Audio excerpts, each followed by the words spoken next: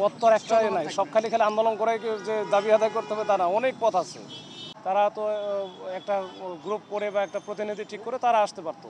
তো এটা হুট করে চলে আসছে, এটা আমি ওদেরকে বলছি যে তোমাদের এইভাবে আসা ঠিক হয় নাই। তোমরা প্রতিনিধি এসে তোমরা আপডেটটা নিয়ে যাও, অথবা কোন জায়গায় যাওয়া লাগলে সেভাবে মুভ করো। এখানে আসা পড়তো, এরা তো চাকুরিজীবী ছিল এবং এরা দেশের আইন কানুন সব কিছু মোটামুটি 365 দিনের ট্রেনিং মানে বিরাট ব্যাপার, এগুলো সবই জানে। তো ওইটাই আমি ওদেরকে বললাম যে তোমরা আপাতত এইভাবে কিছু এমন কিছু করো না যেন যেটা তোমাদের এগেনস্টে যায়, বা দেশের যে প্রচলিত আইন কানুন আছে এটার যেন ভঙ্গ না হয় ওইভাবে। তখন এদের তো চলতে হবে খুব হিসাব করে। কোনো কিছু এটা হলে মামলা খেলে তখন তোদের পরিণতি আরও খারাপ হবে।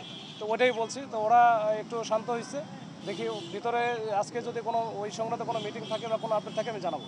আচ্ছা, আপনি কি এখন ভিতরে গিয়ে সচিবালয়ে মন্ত্রণালয়ে উপদেষ্টাদের সাথে এই বিষয় নিয়ে আলোচনা করবেন কিনা?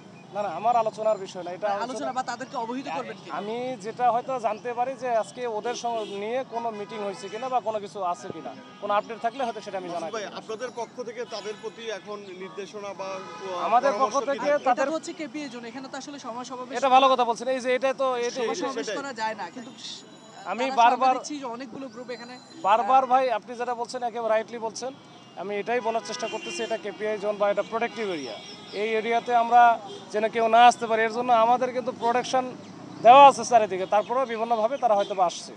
তো আসার পরে এখন যেহেতু মানবিক বিষয়, আমরা হয়তো বা দেখেও না দেখার কিছু কিছু বিষয় আছে যে তারা তাদের ইয়ে নিয়ে আসছে। এখন তাদেরকে আমরা অনুরোধ করেছি, বারবার অনুরোধ করতেছি যে তোমরা এখানে থাইকো না, তোমাদের প্রতিনিধি নিয়ে এর আগে যেমন কথা বলছিল এভাবে আলোচনার মাধ্যমে হয়তো সমাধান হবে, না হলে তো লিগ্যাল পথ আছেই। তো এটাই আর কি, তাদেরকে অনুরোধ করছে তারা চলে যাবে।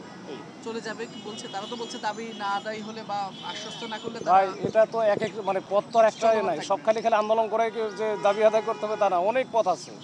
আর এখানে আলোচনা তো হচ্ছেই। স্যার বলছে যে আমি সেদিন ছিলাম, তো বলছে যে ওদের প্রতি যেন অন্যায় বা অবিচার না করা হয় সেটা সে দেখবে।